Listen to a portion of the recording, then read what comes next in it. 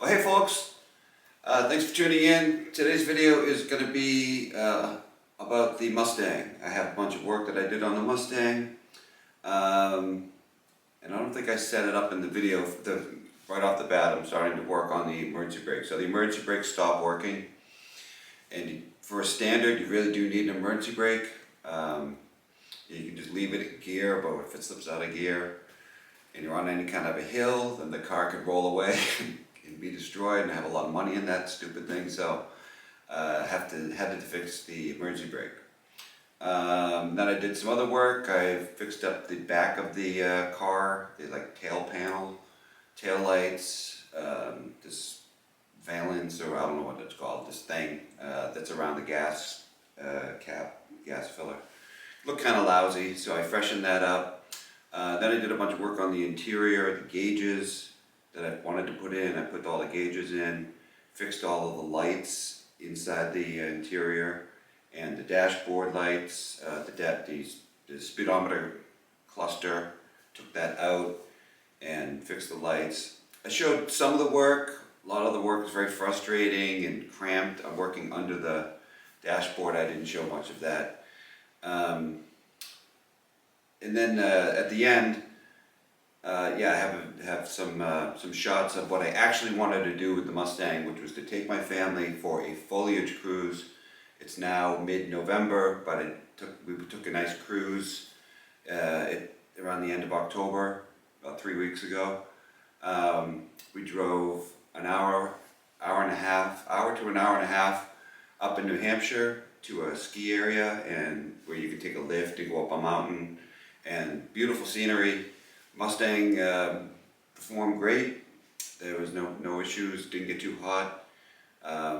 With the overdrive transmission and the kind of street gearing on the rear end, you can go 80 miles an hour at 2,000 RPM all day long. And I only almost killed us once. I was playing with the camera trying to get a shot of us driving, and I wasn't paying attention, and the truck in front of us slammed on its brakes, and my wife said, "Look out!"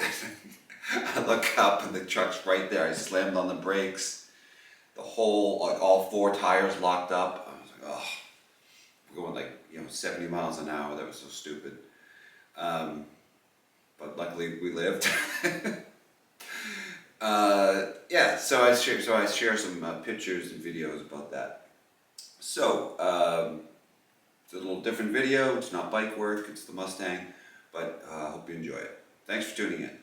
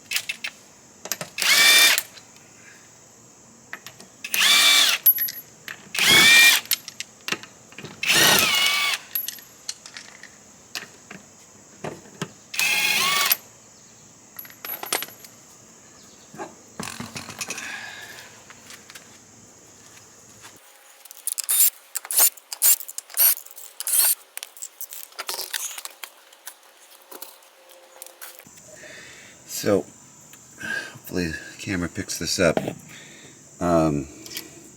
So there's this cable that goes onto this actuator thing, and it's off it, and it doesn't seem to move, but I don't know whether it's supposed to or not. Right, so over here, it's disconnected and the actuator is not present. So either it has fallen away while driving, or maybe there's something loose in there. Maybe it's tucked inside this hub thing.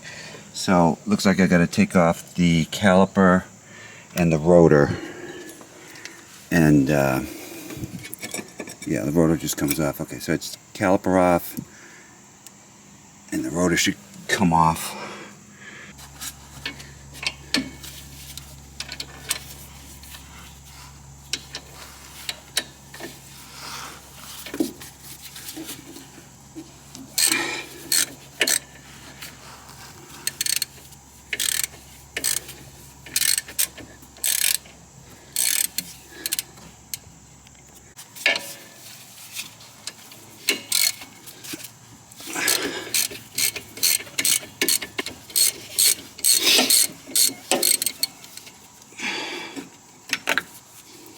both of these, the bolts are like super tight in these dowels or sliders or whatever these are.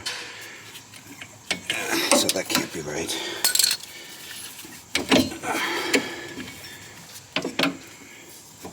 Yeah, good luck finding brake shoes when I need them, huh? I don't know what's going to happen then. Okay, so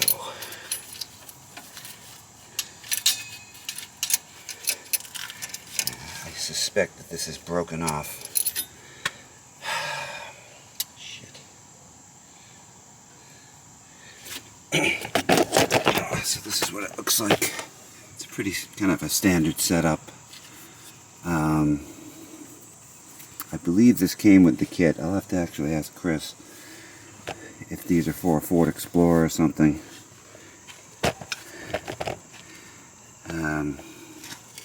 Yeah, I gotta take this apart and see what's what.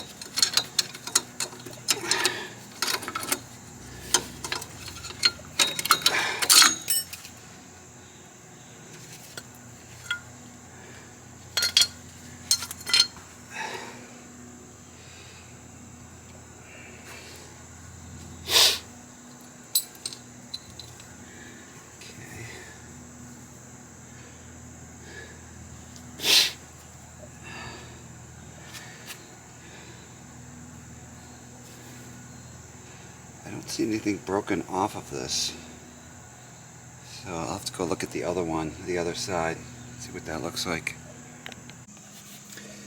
Yeah, so if you can see here, there's like an actuator arm that sits on top, and that seems to move around this thing. So this thing is present on the other side, but the top piece is not. And how it got out of there, I don't know, because I can't get it loose.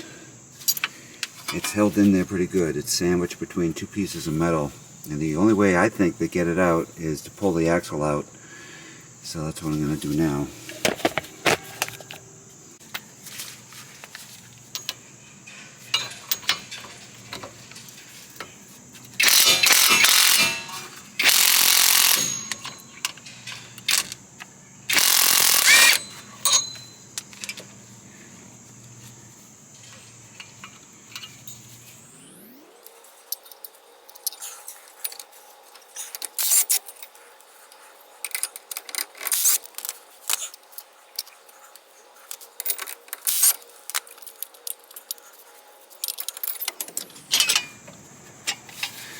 Can I just pull this thing out?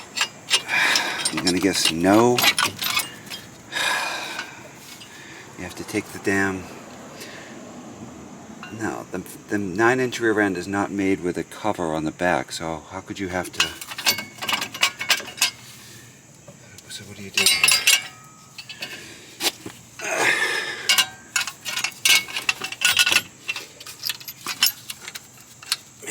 enough. Okay, this is enough, so I can get it out.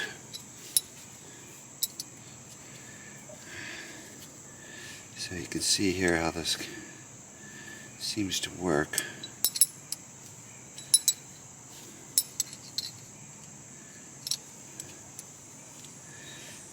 Right, it's just a lever.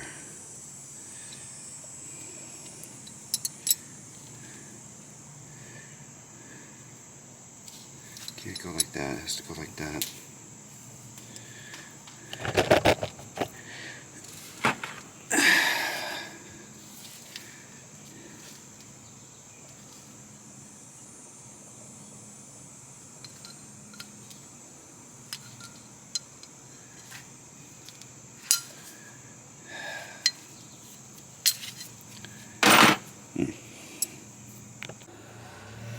So what it seems to boil down to is, here's the driver's side, here's the passenger side. This arm has gotten lost. Also the cable, this is the kit. It does in fact come from Ford Explorer. They seem to sell like the whole backing plate with the entire emergency brake setup for like $100. But all I need is this lever thing. Of course, where am I going to find one? Boy, that is like, you know, they do seem to be side specific. So I'm going to try to go to the Ford dealership and see if I can find this, and if I can't, then I'll have to order like the whole thing. I believe there's supposed to be a spring in here so that the cable doesn't come off of this. But whatever. So I have to go. Yeah. So here's the cable end, and without a spring on there.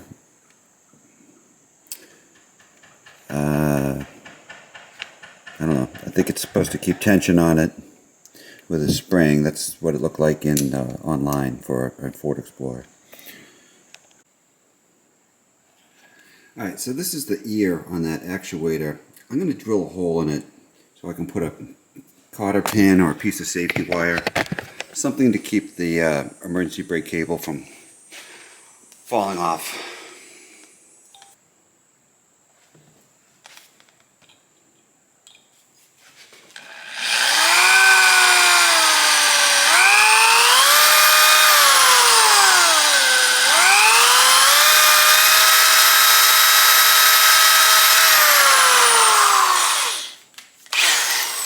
Might be too big.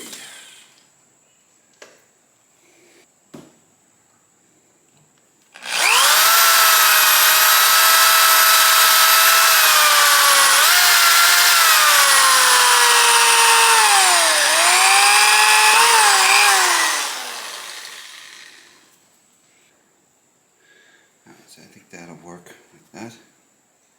Just something to keep it from slipping off of there. I can always put a cotter pin in if it needs one. So I'm putting the driver's side one back together now. I had to order from Ford this whole assembly.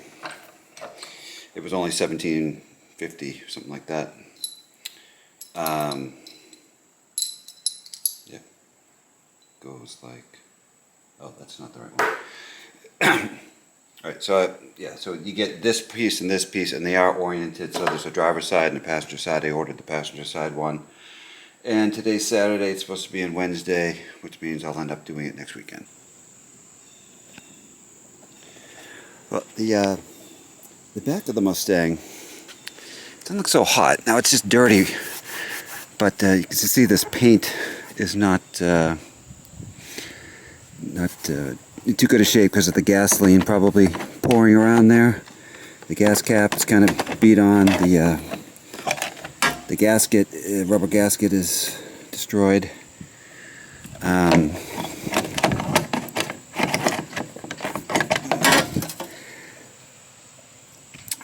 taillights are okay.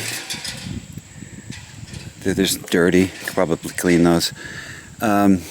Anyway, I got new taillights, and I got this, I don't know what it's, honeycomb taillight panel. So this is like what would have been on the Mach 1. I don't know if you're supposed to paint that or what. I'm just going to put it on the way it is. And it has new trim pieces. And I think these are what I used to install the trim pieces. Yeah.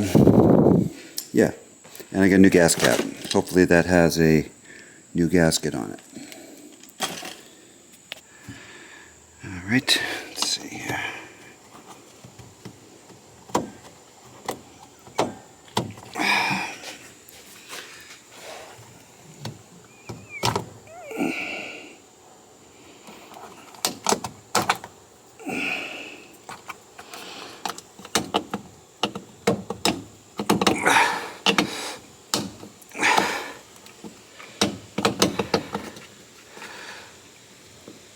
Why is this such a pain in the ass? Okay. I need to go get like all new bulbs.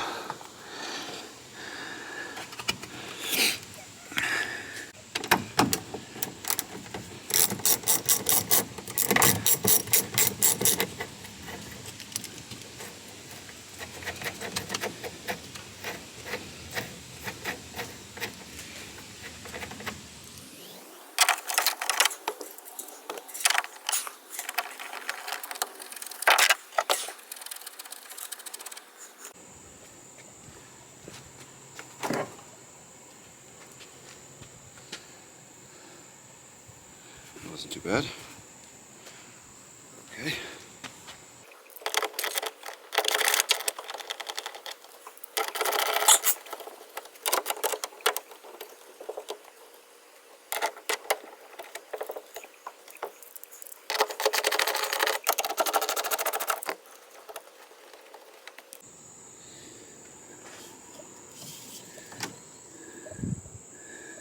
Some kind of like tar or something like that on it.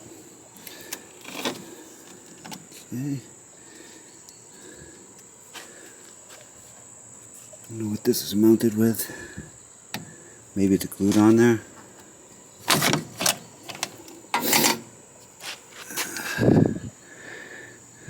Let's take a look.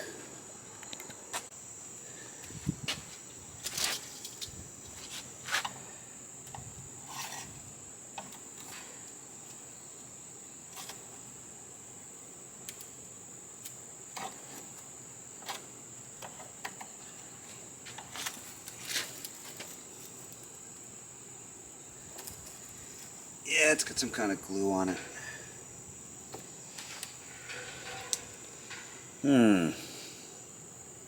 Heat gun?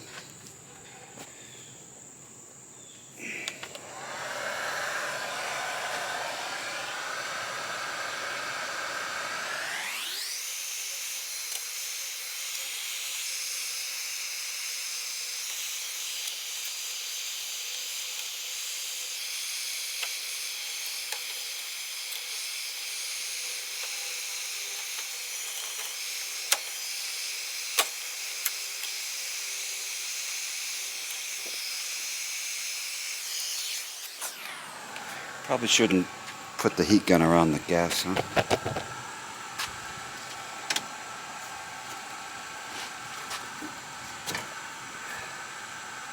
Hey, metal's hot.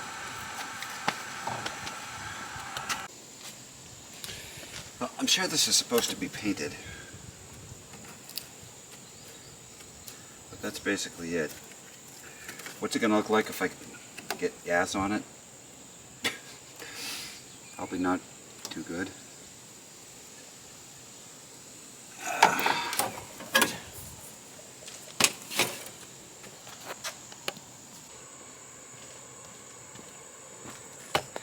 Alright, well I've got 12 of these little bolt things to line up.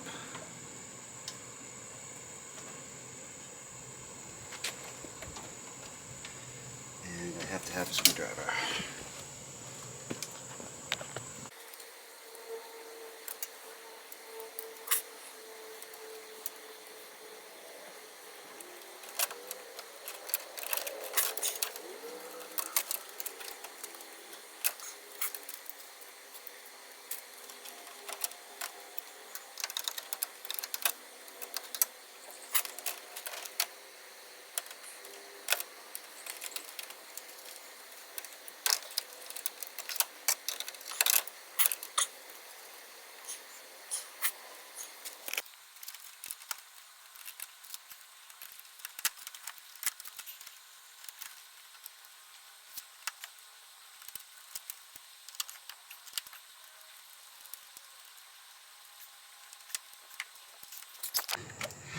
Yeah, the acorn nuts are kind of not really wanting to go on.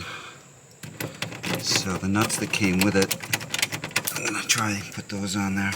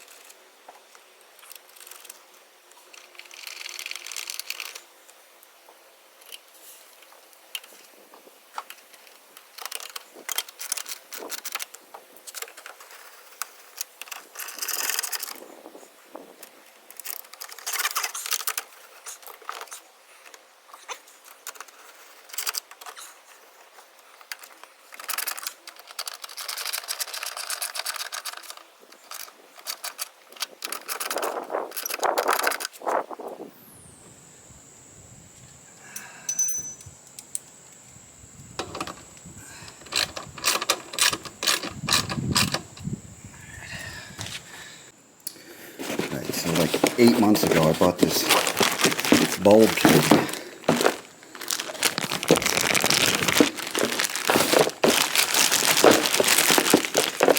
Supposed to have every bulb.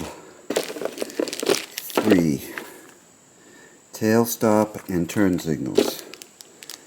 Tail stop, turn signals. How about reverse light?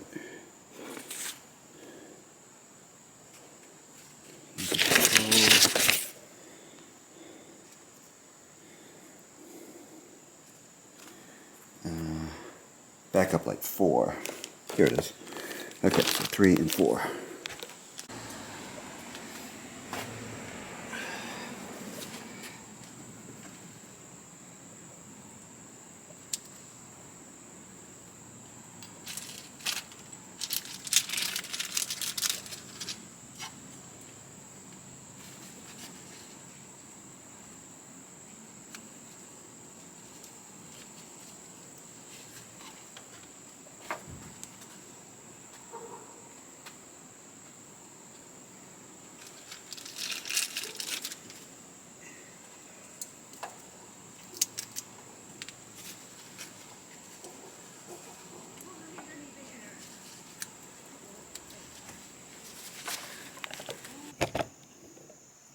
So another thing I wanted to do, I've wanted to do for a long time on the Mustang, is to get the dash signals lights working, because I always leave the turn signal indicator on, because you can't hear the flasher and you can't see the things because they weren't working. So now I think I have them working. Here's the left hand. There.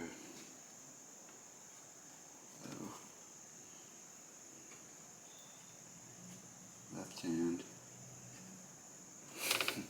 or right hand. Yeah, I don't know, this thing it works 1 second and then it's not working. Is that working or not? That's working.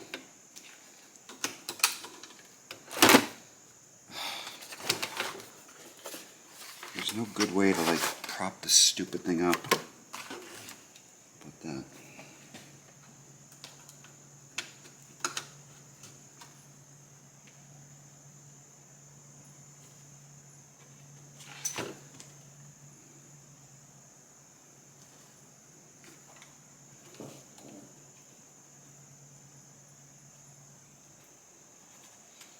Okay, well now it's not working. It was working. I don't know what it is. There were burnt out bulbs for the illuminators, gauge illuminators, but these were not burnt out. There's these little prongs that are super old. I cleaned them. I cleaned the contacts a bunch of times. Come on. Doesn't want to work. No.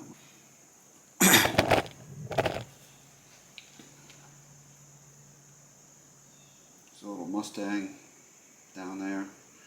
Don't know what turns it on.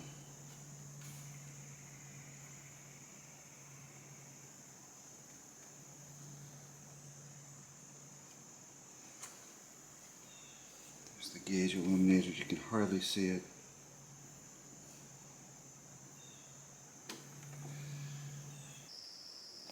So I'm continuing some more work on the Mustang, kind of blowing the whole weekend. Forever I've wanted to install this tack and these gauges, temperature, voltmeter, and oil pressure gauge.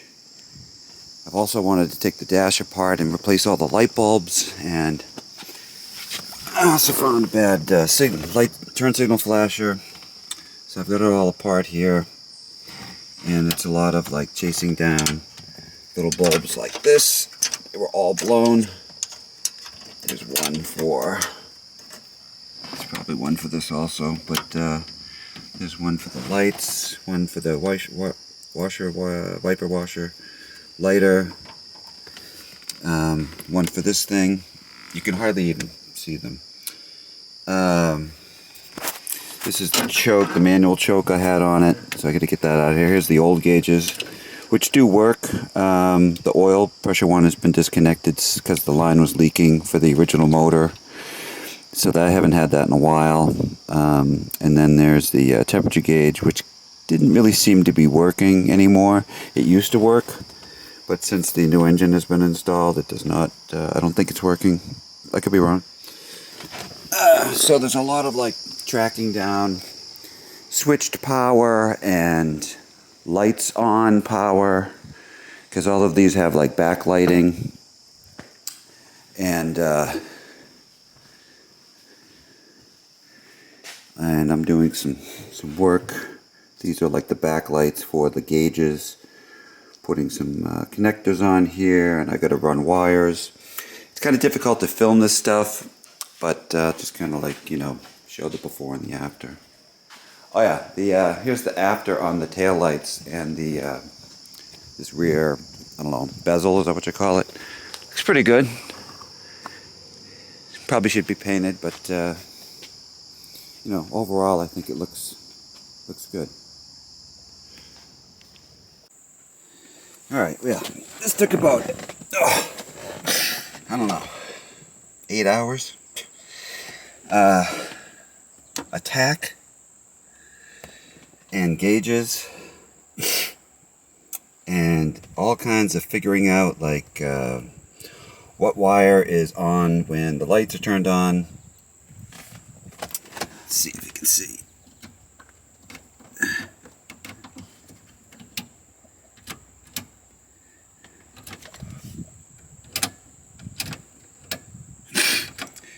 So those work. Everything works. Tack, oil pressure. I already tested. It has 50 pounds of oil pressure, which is great. Voltmeter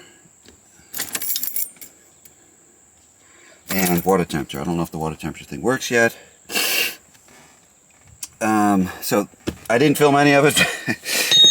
I made all kinds of little wires and everything. Oh, something else I have is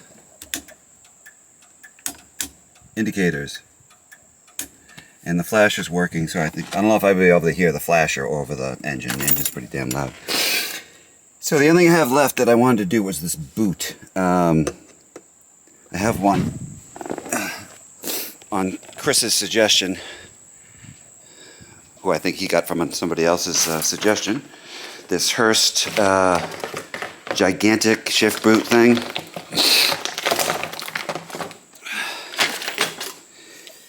It has a chrome ring around it, which looks a little more old school, I guess. Anyway, so I didn't film anything, but maybe I'll film this.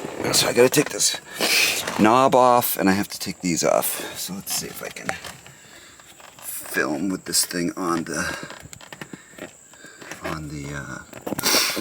seat. Okay, let's see.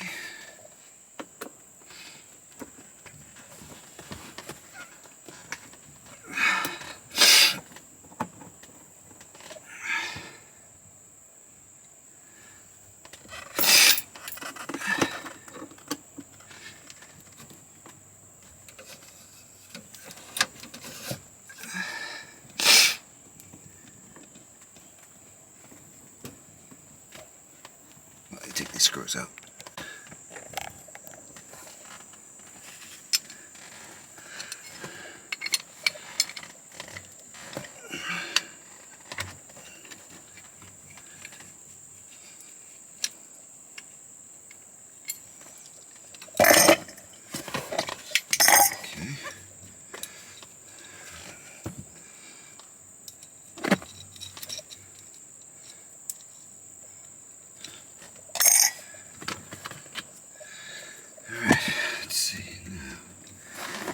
Notice that this thing's making kind of a noise if I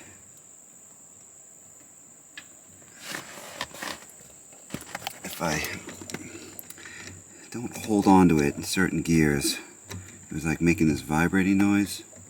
And it looks like there's play in here, so I'm gonna check the tightness of this. I think this is loosened. This nut had loosened up.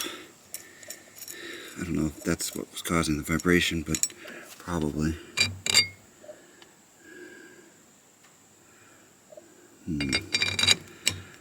What do I do? Lock nut? Let's see if I can find the lock nut for that. Alright, so I got a lock washer. Hopefully that will keep it in place.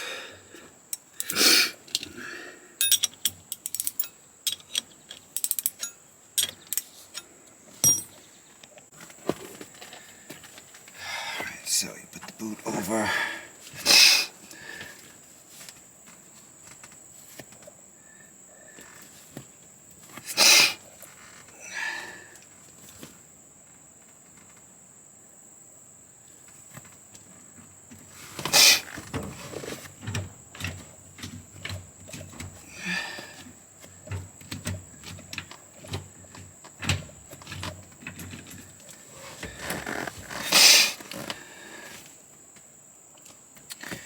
And let's see.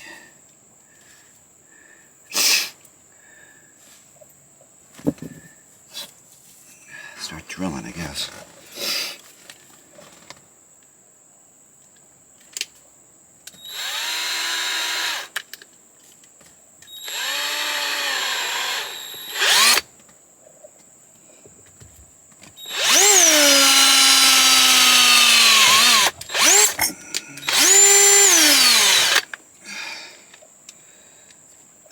just vacuumed.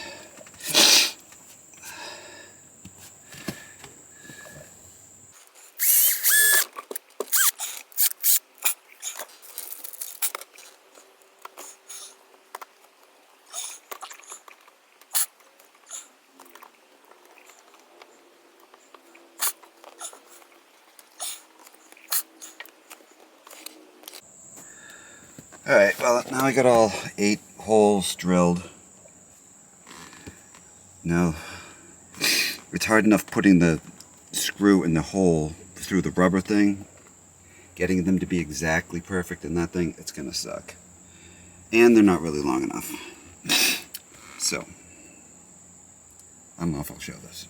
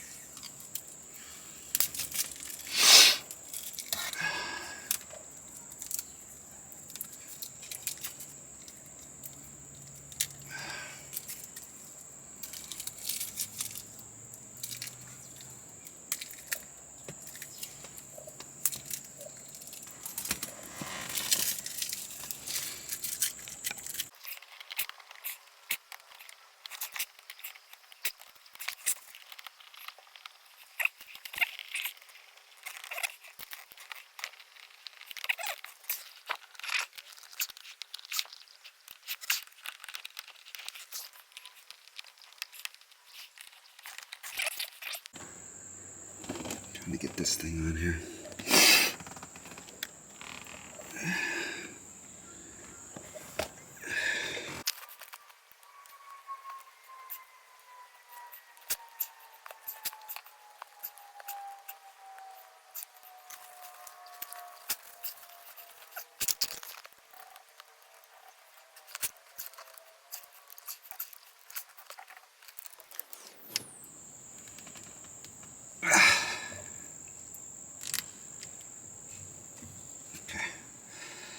Alright, a little vacuuming, I put the steering wheel on. I'm getting the hell out of here. Go for a ride. Well, I'm back under the Mustang because I took it for a drive after working on the emergency brake, and all of a sudden someone pulled out in front of me and I slammed on the brakes and the pedal went to the floor. I felt something pop, and I believe that what popped, if you can see it right here, there's a hole in the flex line, and that's what popped. And just looking at this, I think what's happened is the brake line has been rubbing against the shock, probably, if I had to guess. Maybe I'll jack up the rear end more, and maybe I can see what it looks like then. Let's see what you can see here. So right in here you can see where the brake line is busted right here, and you can see that that is perfectly lined up with the sharp edge of the stationary part of the shock. So what happened is, as the car bounces up and down, it's this sharp piece here has been hitting the brake line, and that's what caused it to get destroyed. And looks like that's probably a little custom-made piece.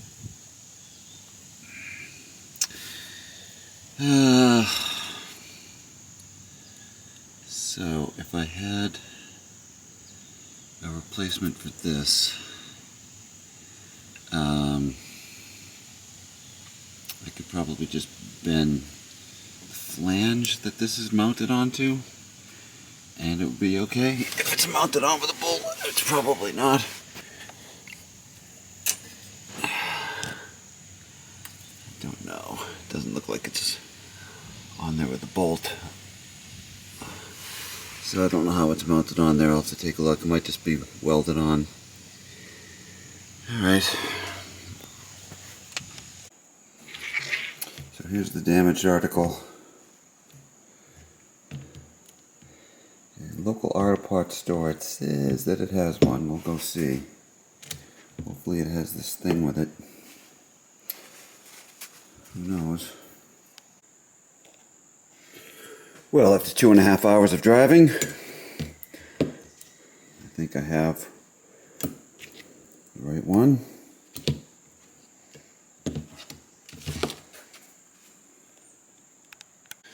So I've got to make some modifications here.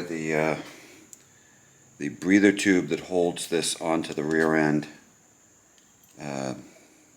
that's larger than 1/2 inch, doesn't fit there. So I've got to make some modifications here. The breather tube that holds this onto the rear end, that's larger than 1/2 inch, doesn't fit there.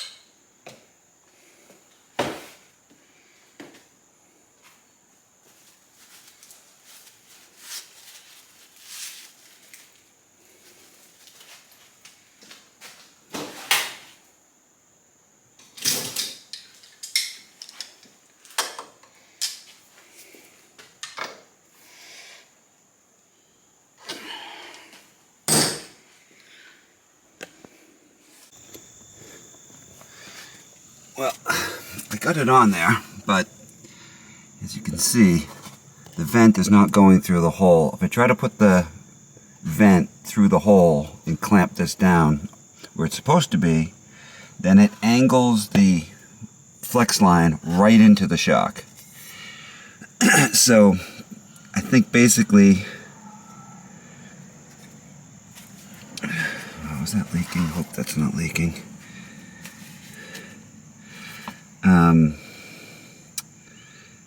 Basically I need to, like, I don't know, take a lot more time with it, maybe cut this and re-weld it and probably make a new little line right here. I don't know if Chris put these things on here or they were on there from the factory. I don't remember. In any case, it's on there and I think it'd be okay. So, we'll see. I'm going to bleed it. Alright, a couple weeks later, and I think I have the correct parts to fix the Mustang emergency brake. I hope. Unfortunately, the little arm that is missing, the kit has two that are labeled R. That says R, I guess is right, and that says L for left, I'm guessing. But maybe these are reversible, but they don't look reversible, right? I mean, it looks like if it pulls on it like that. Well, in any case, the right-hand one is the one that's missing, so I'm missing this piece and the other piece I had. It's around here somewhere.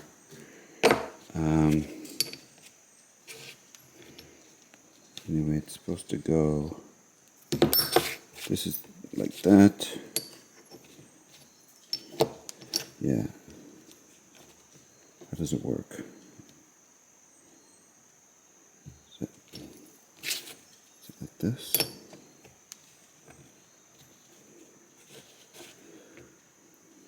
I think this thing hits this. Well, I'll figure it out in a few minutes here. Also got this map light. This is missing. You wouldn't believe how much this thing cost me. Over $200. But I wanted to. It's so dark in the thing. Whenever it's dark out, you need all the light you can get. So I fixed the two little lights that are at your feet. But this map light was missing, and I put a new bulb in it. I put a new cover on it. That was another like $20. And I think I've seen this hanging around under the dash, so hopefully it'll just work, and I can just put 2 screws in it. So I gotta fix the emergency brake, and I'm debating about whether or not to pull the car back.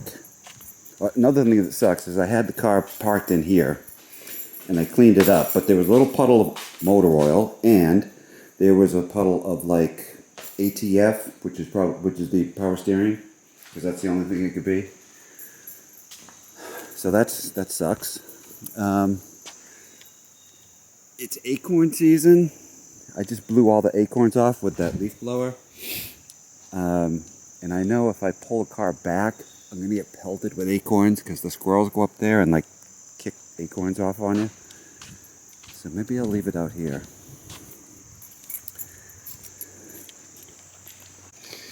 Yeah, so all the work I did under the dash, I didn't take it out in the night. I noticed that this is broken off, so I have a new one of these. Unfortunately, I got to take the whole thingy off, which means taking the tack off to fix that, but it looks kind of lousy. That one's missing a thing also. I have a new one of those. But I did all this work to put in these gauges. So now I have working gauges, temperature, and volts, and oil pressure, and an RPM, tachometer. This is where that map light goes. Looks like the things that the holes thread into are okay. I took the radio out, but now I have this big gap. So I bought this thing.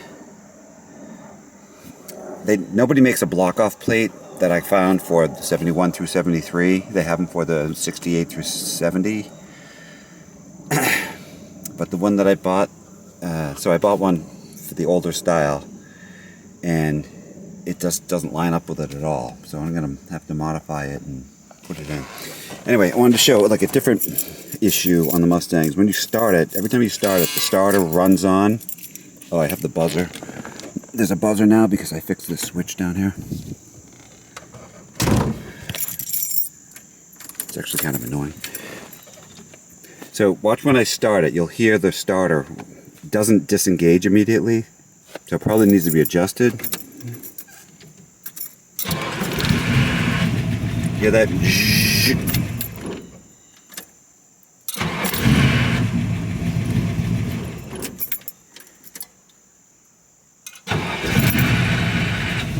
Yeah. So if I have time, I'll go under the front and I'll see if I can at least see what's leaking, and see if maybe I can take the starter out and maybe it's adjustable. See if I can do anything with that. It's kind of a lot of work. I have all kinds of other stuff to do. Alright, so I believe that the way this works is it goes through like that with the dot facing up, and this goes like this, and when you pull on the cable the whole thing jerks this way, this end pivots on the brake shoe that's over here, and this one has this edge to it, and when you pull on it, this makes the brake shoe spread out. That's how I think it works. And I think what happened is the other one I believe was installed like this, and so when the cable came off, because the adjustment was loose, the cable came off, and then this was rattling around and then fell out and lost. I think that's what happened. That's what I'm going to go with. So let's see if I can put it back together.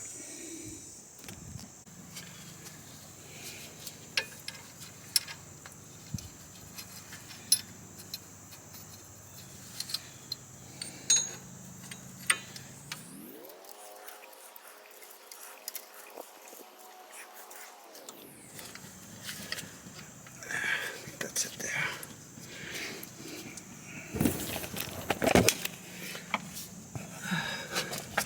So I think that this is how it goes. And then you pull on that, and it, see if I can show it here. I think it will go like, see how that moves back and forth? If this is the correct one, I'm not sure. The other oriented one was in here, but I'm going to try this and we'll see how it works.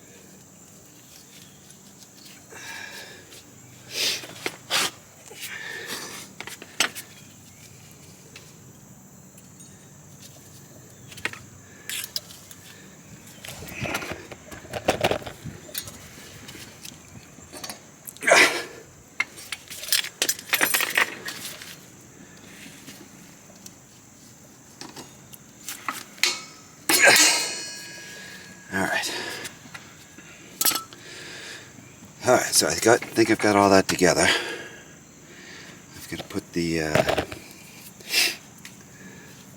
this on in the back here.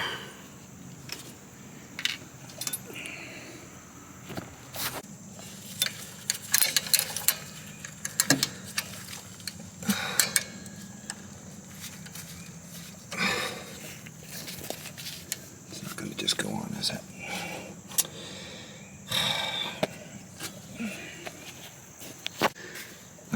Got that on there. Wasn't too bad. Just couldn't do it with one hand. That seems to have a good amount of play.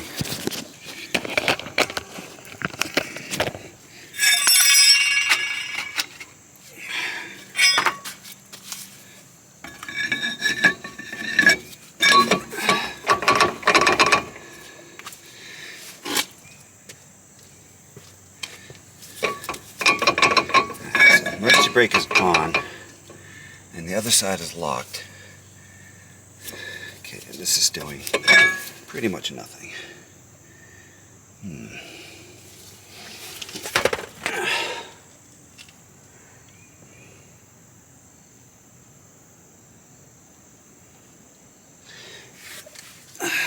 So I'll have to play with this. Well, so there's like a generic emergency brake cable kit that he put in, and the two wires come up here to this block and are held in by two Allen bolts, and then the standard emergency brake cable to the car is here, and that threads into this block and it pulls on the block. So the driver's side doesn't have any play as far as, like, I can't pull the cable back and forth, but on the passenger side there's play. So like the you can pull the cable back and forth. I should go show it. I'll go show it. Yeah.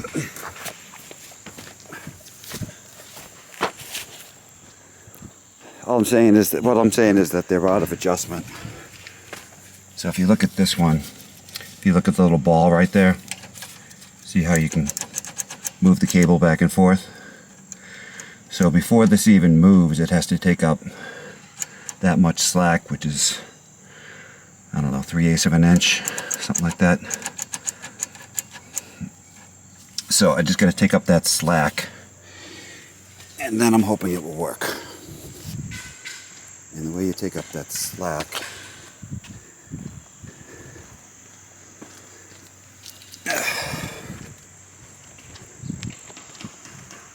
is to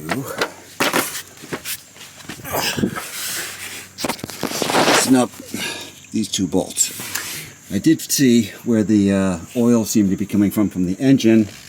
It seems to be coming out of the plate where the bell housing goes up against the engine, so that means that the rear main seal is leaking, or one of the plugs back on the back of the engine.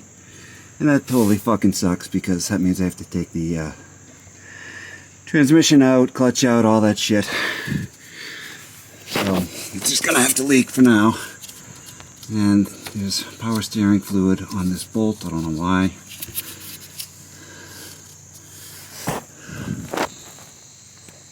Anyway. Alright, well, that took like half an hour.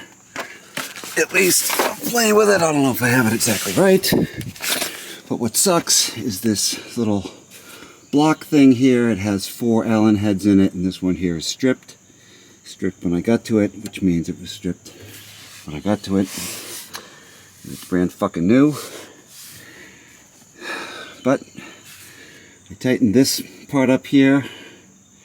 So basically I couldn't adjust this one, which is the passenger side one. That's the one that fell apart. So the driver side one works. So I took the Allens out and I gave the driver side one as much slack as the passenger one. Tightened it back up. There's a little too much play, so I took out some of the play by adjusting this bolt in. And now emergency brake seems to work. I individually tested each side. Seems to be working. Alright, so that's that. That was going to be half an hour. That was more like 2 hours.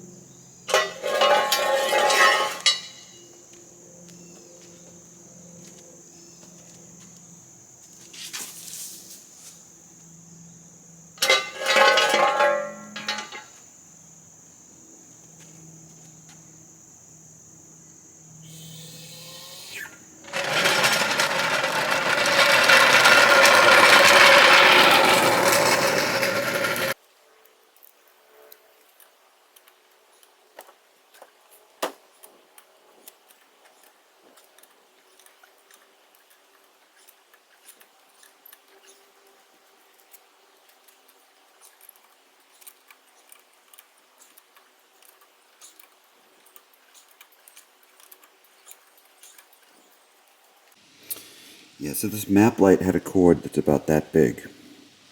And I don't know how in the world you're supposed to put it in. But I made an extension and ran an extra ground off it. So, see here, the map light goes here, ends up around here somewhere. So you've got to get the cord, you've got to get the map light. Like the cord would only like go around here, and so you'd have to like reach up behind the dash and somehow get the connector together. It's really hard to get the connector together. So So anyway, I made life easier on myself and made that extension. Yeah, so that's what I came up with for the radio block off. Unfortunately, it just didn't look very good because the chrome ring didn't really line up with the holes that was there. So I took a piece of black plastic and just ended up like that. See how there's like this chrome ring around this area here? So the block off, it's not for this car. It like kind of overlapped with this area and this area. So I just stuck this in there. That's like velcroed in. I think it looks fine. Boot looks good. First boot. Actually drove it in the dark, and the dashboard lighting was great. And you turn the this knob up and down, and it adjusts the brightness. So that all still works. And I got my little map light. I don't have a glove compartment light. I was looking for a generic kind of replacement light for this. It doesn't look like it ever had one. I'm not sure if it ever had one or not. It's definitely doesn't look like it's factory because you can just put your hand up there. But whatever, it worked. It works.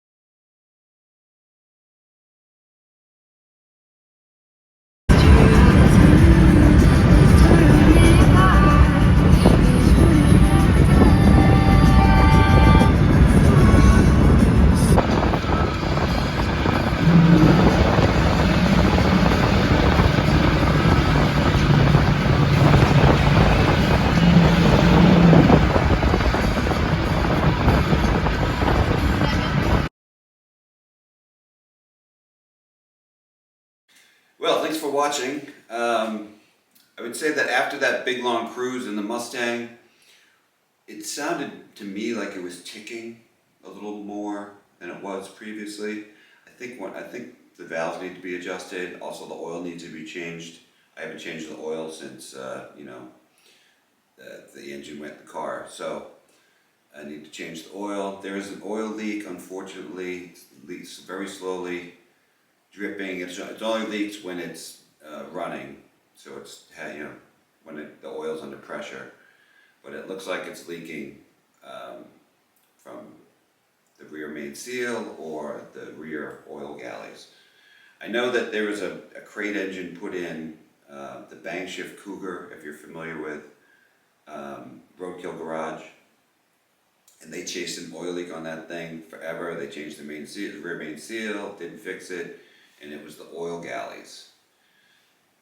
One of the plugs was leaking, even though it's a brand new motor. Who knows what the problem is? I don't know if that's the problem, but in order to find that leak, it means ripping the whole transmission out, clutch, flywheel. It's a huge amount of work for me because I don't have a lift. I might have somebody do it for me, or I might just leave it for a while. I don't know. Anyway, it's November. Not a lot of convertible weather anymore, or bike weather.